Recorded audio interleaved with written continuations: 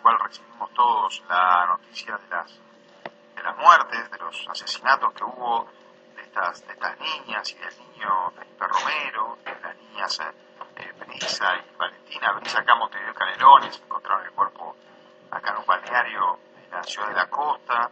Valentina allá en Rivera, que había salido a buscar a su hermanito, y una persona, un hombre la agarró. En el caso de Valentina, la violó, después la mató. Bueno, a raíz de esos casos tan espeluznantes, nos hacíamos la simple pregunta de qué pasa por la cabeza de un hombre, en este caso un agresor, ¿no? ¿Qué pasa por la cabeza enferma, en definitiva, de una persona de ese calibre que está entre nosotros hasta que lo agarran? Y por eso tenemos el gusto de que esté acá con nosotros Adriana Savio, que es psicóloga forense, directora del Instituto de Criminología y Psicología Forense del Uruguay.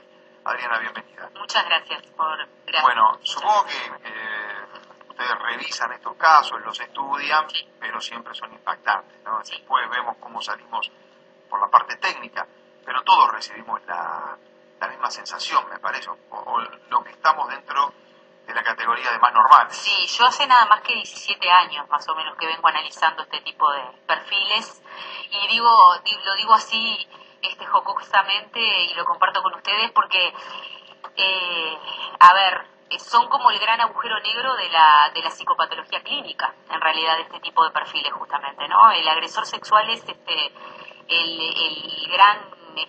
la gran fuga psicopatológica, en realidad a nivel clínico y a nivel forense ni que hablar, porque son como un terreno bastante desconocido dentro de todo, hasta el día de hoy inclusive, y entran dentro de esto, en base un poco a esto que traían ustedes, ¿no? De estos enfermos, entre comillas, ¿no?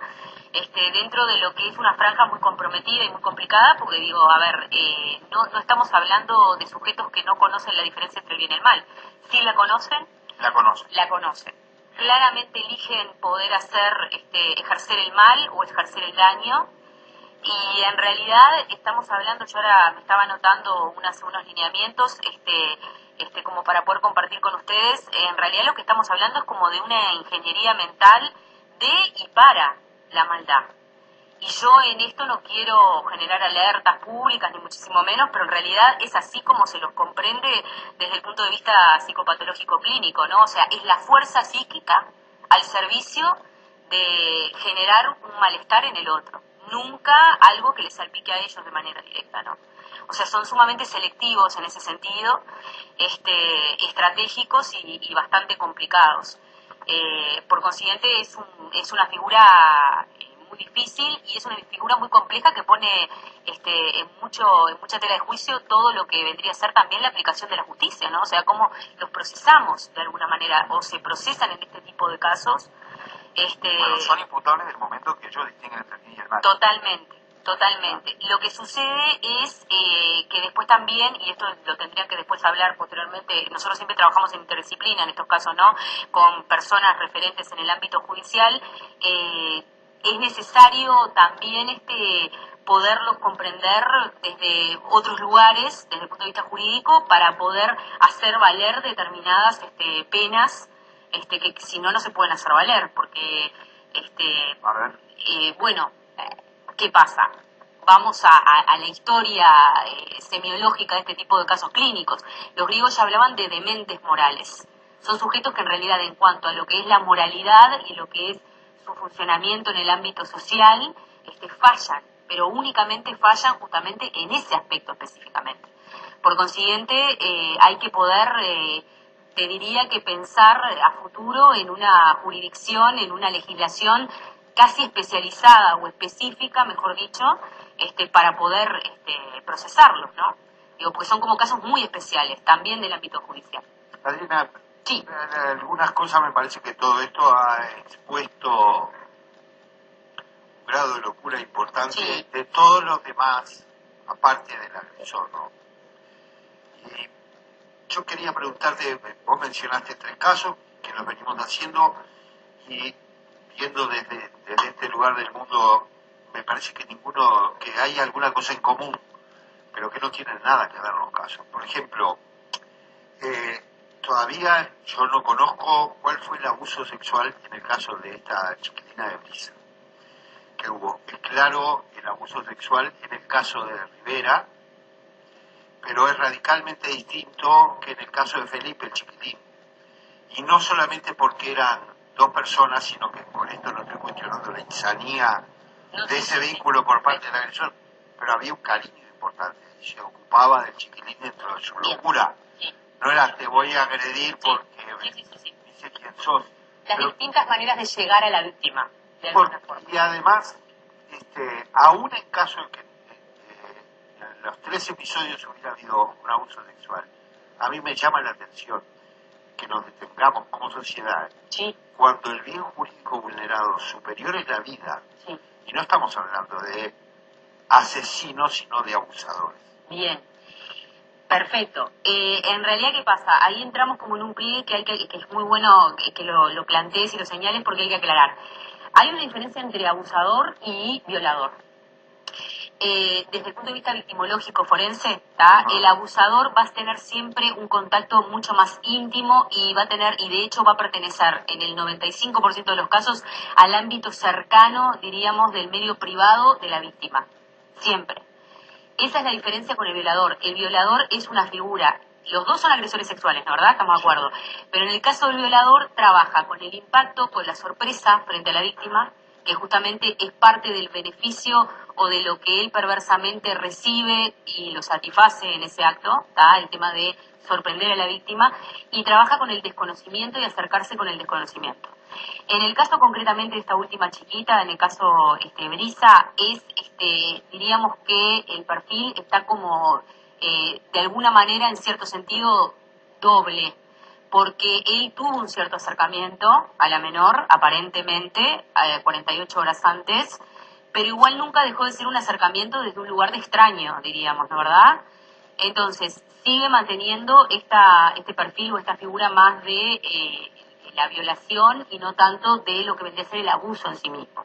En el caso del chiquito con el entrenador, en realidad ahí sí podríamos estar hablando más de circunstancias, si hablamos desde el perfil de abuso, porque sí había mucho más conocimiento, había de hecho un acceso del victimario al mundo privado del niño, de una manera como mucho más, diríamos, comprometida desde el punto de vista de la intimidad y demás.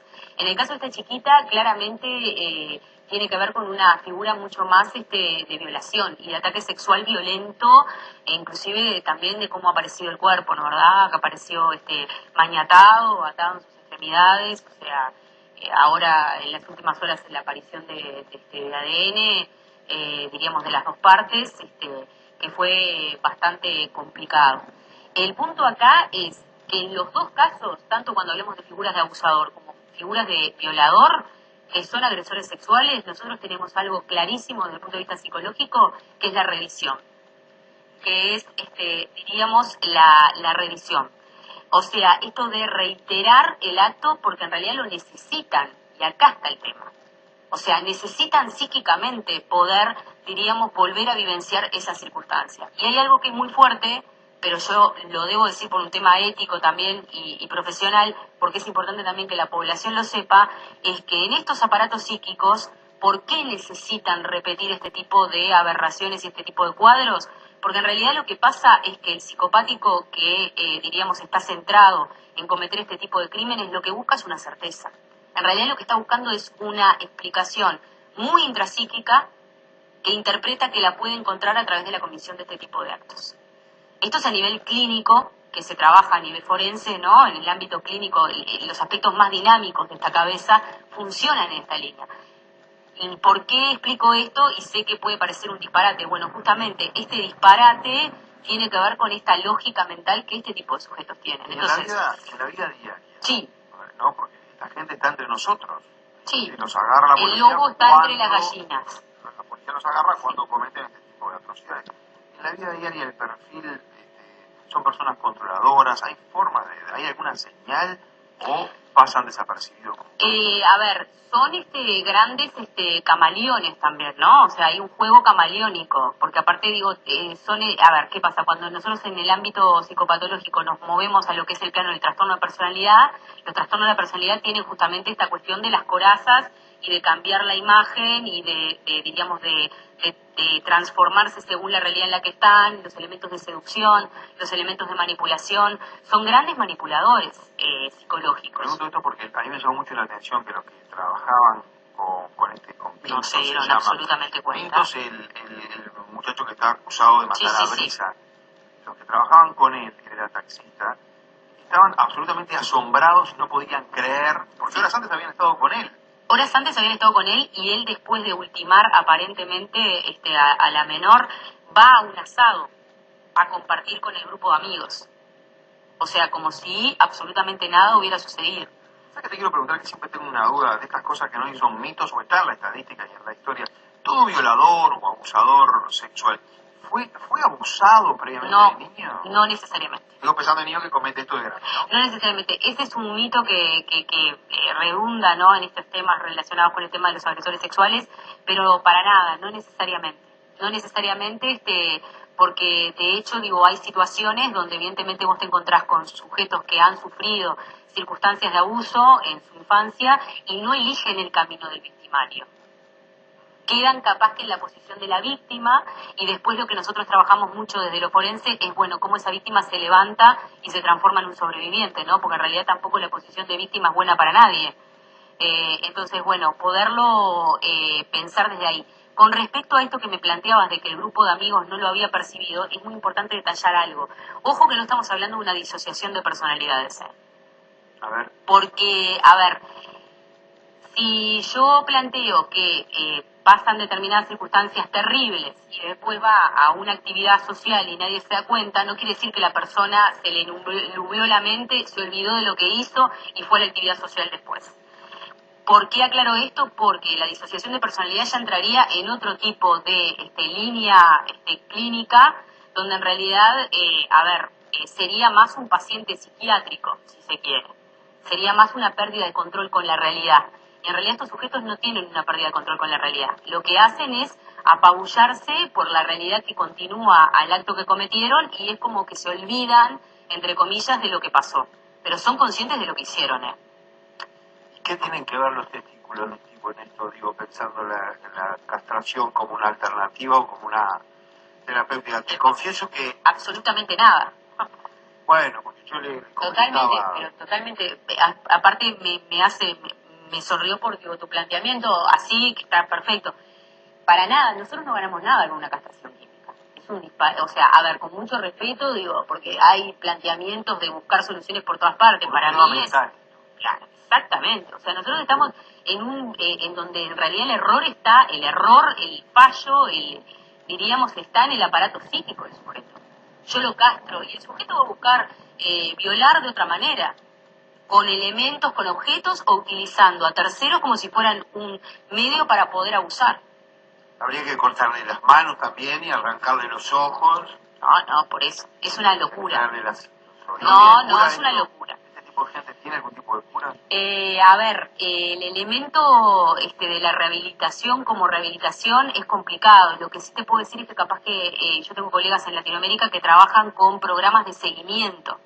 Lo que nosotros no podemos tener es programas al día de hoy que tengan, diríamos, contacto con este tipo de poblaciones y que no se munan de equipos especializados, de más gente especializada en el tema.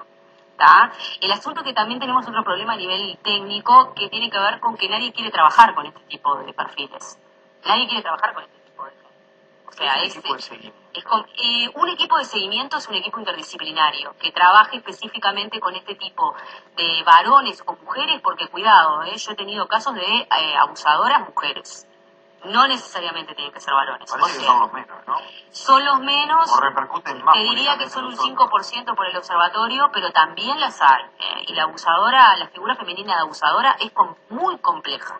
Te diría que es bastante más compleja que la del varón.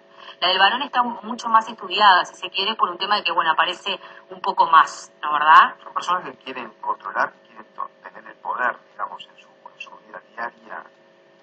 En realidad la transacción psicológica es te cambio mi desgracia por tu felicidad. Yo lo que quiero es tu felicidad que no la puedo tener. Entonces te la voy a cambiar y te la voy a cambiar de una manera sucia. Te la voy a cambiar o sea, te voy a quitar tu felicidad porque yo no pude tenerla. A nivel muy dinámico lo estoy explicando, ¿no? Estoy tratando de meterme de una manera lo más equitativa posible. No, pero el ejemplo fue muy gráfico para darnos cuenta. Es lo que se llama transacción psicológica, ¿no? O sea, es una transacción psicológica tramposa y bastante muy sucia y muy desleal con respecto a la posición en la que pone, por supuesto, ni que hablar a la víctima, ¿no? O sea, cuando pasan estos casos, siempre aparecen reacciones y reacciones de todo tipo, reacciones desmedidas también, porque enseguida se habló de la pena de muerte, ¿no? El clásico que los maten a todos. Disparate. Se empezó a plantear la idea de que haya cadena perpetua, por lo menos para este tipo de gente que cometa este tipo de delitos. La castración química, que recién tú dijiste que no sirve para nada porque es un problema mental. ¿Me puedes permitir un comentario? Sí. Que de ninguna manera te quiero, por supuesto a vos menos, no involucrar, pero el detalle, puede parecer una guarangada capaz, pero el detalle de que la castración sea química es como que se quisiera dar una muestra de yo soy civilizado, no le voy a practicar una pequeña incisión en los testículos para sacárselos, sino que le estaría suministrando una pastilla, ¿no? Como, Pero es una pedagogía de la crueldad. Claro, es una pedagogía de la crueldad. A nivel antropológico, y creo que te contesté con eso.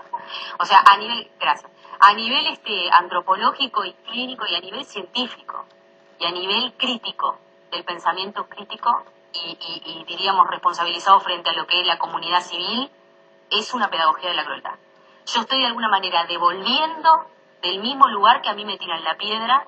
Yo entiendo la indignación, entiendo todo, pero digo, es un disparate porque, a ver, es como subir a un, diríamos, nivel, a un tenor que yo después no voy a poder volver de ahí.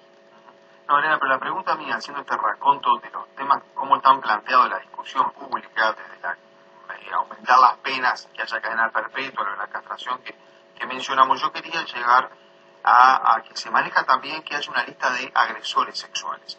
Una lista pública sería, bueno, no sé bien cómo sería, mira, ¿hay algún ejemplo? Sí. ¿Sirve para algo que haya una lista de agresores sexuales? A ver, todo sirve, pero depende también de cómo se aplique y cómo se maneje. O sea, son temas muy delicados y en realidad acá el tema es que hay muchas ideas, pero lo que importa es si se elige alguna como para poder ver cómo podemos mejorar como sociedad, hay que ver también cómo se controla su aplicación. El registro a mí me parece viable. A mí me parece bastante viable. Lo que pasa es que justamente el gran tema que aparece acá es cómo manejar la información en la que, diríamos, esté registrado lo que se considere pertinente que se registre. Ahora, ¿serían personas que ya cometieron el delito, digamos? Y ahí habría el registro ese. Que ya cometieron el delito o que puedan tener capaz que alguna tentativa constatada, diríamos, desde el punto de vista jurídico.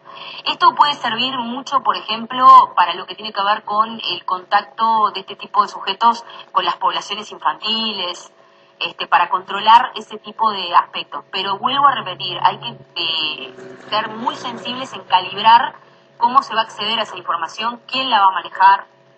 O sea, y también principalmente esto, de que haya un aporte interdisciplinario, que se trabaje en equipo, que no quede en manos de un solo conjunto de personas, sino que se trabaje en un equipo con una integración de distintos tipos de conocimiento, que sea crítica, diríamos, la intervención, que sea crítica con sí misma, que sea reflexiva, que no sea una intervención por decir, bueno, hacemos algo y por hacerlo, sino que realmente tenga un compromiso con lo social. Adriana, otra pregunta, ¿no? ¿Qué técnicos trabajan directamente, por ejemplo, están trabajando con ellos hoy? Porque además todos sabemos, ¿no?, cómo es el asunto, digamos. En el caso, yo me animaría a decir que en ambos casos, pero ya recibieron la bienvenida por parte de los vocacionales justicieros, ¿no?, en la cárcel. Y después de todo eso, me imagino, a los 2 o 3 días, después de haber pasado por esa ceremonia, todas las noticias que hay no muestran una mayor civilización del lado de sus ocasionales jueces, llega la psicóloga. Mirá, vengo a ayudarte con esto. Debe ser, para empezar, difícil que te reciban, ¿no? De buen grado, más allá de salir a la visita, es como que te digan, ahora me venís a ayudar. Que claro. A ver, hay muchos programas que se trabajan a nivel, te diría que mundial, con este tipo de poblaciones. Es una población difícil, ¿sabes por qué también? Porque no solamente por ni que hablar por lo que hacen, pero desde el punto de vista, y yo sé que me lo estás preguntando más desde lo que es la parte de cómo trabajar desde lo clínico, es muy complicado porque la defensa que ellos siempre manejan o despliegan es el rechazo. Entonces, si tú te acercás desde lo clínico, en realidad la defensa es rechazarte para que no te acerques. Y esto también tiene que ver con esta impotencia de lo que yo les hablaba en un principio. Este sentirse impotente frente a la vida, frente a lo que son ellos como existentes, ¿tá? Que es una impotencia muy genérica, por eso no pasa solamente por lo sexual y por eso no corre por esto de la castración, porque no está ahí instalado el problema. Está instalado en lo que yo me siento frente a la vida. Yo no me siento digno, yo no me siento que estoy haciendo algo realmente y no sé ni para qué estoy acá.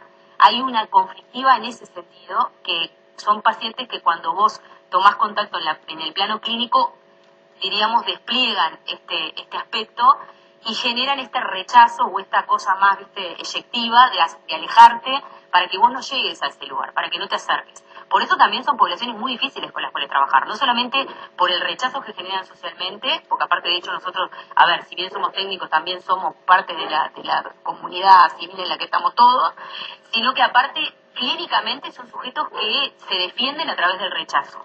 Entonces no te van a dejar llegar tan fácilmente. También, mira, tenemos que terminar, pero yo no quiero dejar de preguntarte una cosa. ¿Cómo no?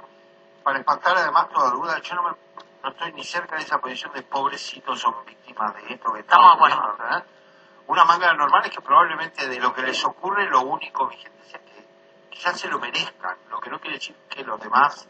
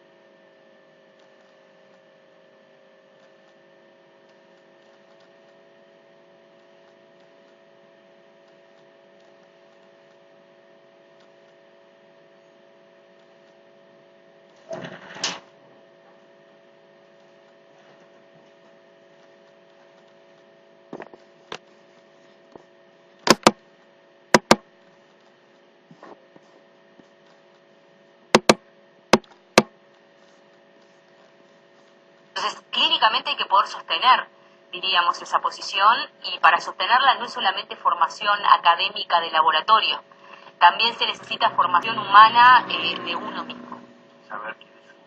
Saber quién es uno, tener mucho análisis personal uno, poder sostener y tener mucha también empatía, que es la que le falta a ellos. Poder ponerse en ese lugar, como nos ponemos en el lugar de, por supuesto, ni que hablar de las víctimas, y que me importe en un nivel más allá del estudio, más allá de la investigación, lo que realmente le está pasando al otro. Cuando este tipo de situaciones pasa, yo siempre digo, es resultado de nosotros como sociedad. ¿Qué nos está pasando a nosotros que estamos generando este tipo de sujetos? Somos nosotros los que estamos fallantes, todos. Porque aparece enseguida la culpa. No, la culpa es del plano jurídico. No es individual, también culpa. ¿Por qué la sociedad? Claro, en un nivel, a ver, está bien. La culpa, está bien. La culpa es individual, pero la culpa está dentro de lo que es el terreno jurídico. Y yo pienso también en el plano social, en lo antropológico. En el Uruguay, este tipo de sujetos está multiplicándose de alguna manera. Y realmente a mí es algo que me preocupa. Cuando hablamos que tanto se hablan de otras sociedades, ¿tá? Por ejemplo, Estados Unidos, ¿tá? Capaz que Estados Unidos tiene a 4 y los tiene identificados, pero son millones al lado nuestro. Nosotros somos muy pocos y nos está pasando algo que hay que analizarlo, pero hay que analizarlo con clínica, con ciencia, con crítica, pero también con empatía y con humanismo. ¿Qué nos está pasando a nosotros que nos estamos tratando tan mal que estamos generando socialmente este tipo de sujetos? Porque este sujeto es un producto de todos como sociedad también. Entiendo tu planteamiento, pero el elemento de la culpa yo creo que va al registro de lo judicial. ¿Quién es culpable y quién no? Adriana Savio es psicóloga forense. Gracias por venir. No, gracias a ustedes por la invitación. Un gusto.